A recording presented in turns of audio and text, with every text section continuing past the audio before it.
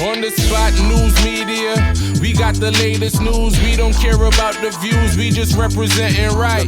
Put local news internationally every night. On the spot, wave that Jamaican flag from left to right. Let's get it right, y'all know the type.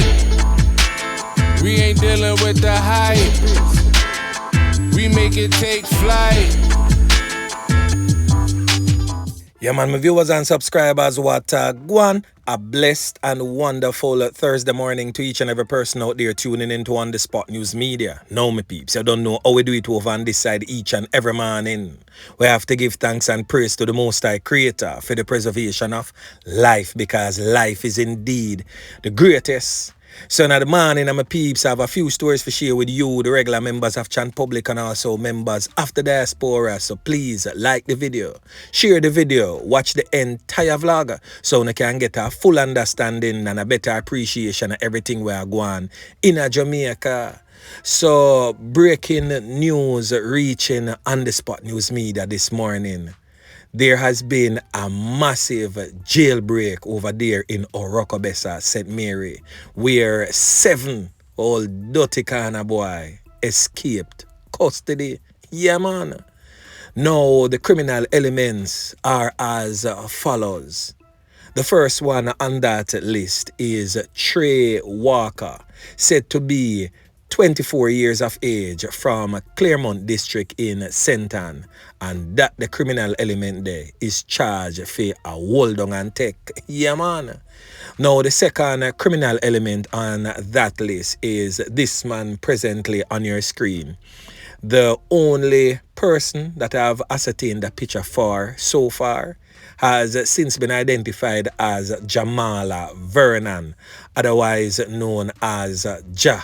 Yeah, man, said to be 25 years old from Hopewell, St. Mary. He's charged with robbery. The fifth man on that list has been identified as LaShawn Davidson, age 26, also of a Jacks River address in St. Mary, and charged for knockings and clappings with intent. The sixth man on that list has since been identified as Nolando Atkinson, age 21. He's of a Pimento Walk address in St. Ann and also Boscobel, St. Mary. He's charged for robbery with aggravation. The seventh and final man has since been identified as Gavin Hurd, said to be age 28, and he's of a Stony Hill address in St. Andrew and also a Enfield address in St. Mary. This one is charged for knockings and clappings that has resulted in the loss of life of some people. Yeah, man. So the police is most definitely seeking the assistance of the general public in taking these criminal elements off the streets, especially in the Christmas season. So to the families and friends of these escapees, be he reminded that it is a criminal offense to harbor a known fugitive. And not just that, remember that these men also have enemies. And if the enemies get wind that they are at a location where you're at, your life will also be in danger. So again, a word to the wise. Now we are going to feature some wanted criminal elements who is listed as wanted by the Jamaica Constabulary Force. Now the first man on that wanted list is this criminal element here presently on your screen, who has since been identified as Junior Brown. Junior Brown is wanted for knockings and clappings that has resulted in the loss of life of some people. It is said that Junior Brown frequents the Springvale district area of Bagwalk, St. Catherine. The next man presently on your screen is said to be known as Gregory Ferguson, otherwise known as Ruff. He's also wanted for knockings and clappings that has resulted in the loss of life of some people. He frequents the Marchpen Road area of St. Catherine. Definitely wanted.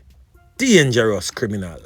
Now, last but definitely not the least, this old dirty kind of boy presently on your screen, known as Dalan Davis, otherwise known as Devils or Devil's Man in the streets. This criminal element here is wanted for your knockings and clappings that has resulted in the loss of life of a man. Now, Devil's Man have a whole story, so listen. The St. Catherine North Police Division has issued a wanted person notice for this criminal element here in connection with a recent knockings and clappings that has resulted in the loss of life of a man in the parish. This criminal element, as I stated earlier, has since been identified as 34-year-old Peter Dalone Davis, but he is known popularly in the criminal underworld as Devils or Devil's Man. Now, Devil's Man last known address is in the Penn District community of Riversdale and also West Prospect in Bagwalk, St. Catherine. The incident reportedly occurred in the early hours of Sunday, December 17th, 2023, in the Penn District community of Riversdale. The police indicate that the criminal element known as Peter Davis, aka Devil's Man, went to the home of 40-year-old Kemisha Barrett, the mother of his children. It is said that Devil's Man pop off him gun and can up and took the life of a 30-year-old carpenter identified as Richard Swaby. Swaby, who is also known as Richie or Billy, is the current partner of his children's mother, Kemisha Barrett. Now, following the knockings and clappings, Devil's Man reportedly fled the scene on foot. So the police are urging the public to report any sightings or any other information immediately. Davis is considered to be armed and very dangerous, and the public is advised against approaching him. They are requesting that you contact the police at police emergency number 119 or Crime Stop at 311 or the NIB, that's the National Intelligence Bureau tip line at 811. And of course, if you not trust the police them, you can link on the Spot News Media or any like-minded vlogger. Furnish us with the information and we will most definitely pass it on to the relevant authorities who can definitely make effective change. Yeah, man. Now, a knockings and clappings go on all the way over there in Hanover that has rocked our western parishes real hard, especially the schools in western Jamaica. Now the police are seeking the public's assistance to help them locate the knockis and clappis, the old dirty kind of boy them, who took the life of this school bursar presently on your screen. The school bursar has since been identified as Jermaine Roberts. Now, the commanding officer for the Hanover Police Division, Superintendent Ian Mowat, is calling on the public to share information that can assist the police with their investigation into the knockings and clappings that resulted in the loss of life of the Hopewell High School bursar and the serious injury of the school principal. So on your screen is 35-year-old Jermaine Roberts of a St. James address. He was taken out in a hail of bullets minutes before 4 Wednesday afternoon by criminal elements as he was about to drive off the school compound. Roberts reportedly lost his life same place on the spot. The school principal, Byron Grant, who was on the outside at the time of the knockings and clappings, reportedly jumped through a glass window and sustained minor injuries. Him get a one graze, we get to understand he was taken to a medical institution for treatment, but he's not considered serious but injured nonetheless. The institution is heavily secured with video cameras, which are of assistance to the investigations of the police, but the superintendent is appealing to witnesses, to the knockings and clappings to come forward. So we're going to hear from Superintendent Ian Mowat, commanding officer of the Hanover Police Division. Listen. I can confirm that the Bursar, Mr. Roberts, is deceased as a result of gunshot wounds sustained during the attack. And the investigation is at a very sensitive stage. We use this opportunity to appeal to all the witnesses who may have seen or heard something to speak up, assist the police to bring this investigation to a very speedy conclusion. Now, my peeps, just so you know, this is the second individual that have lost his life on the Hopewell High School compound.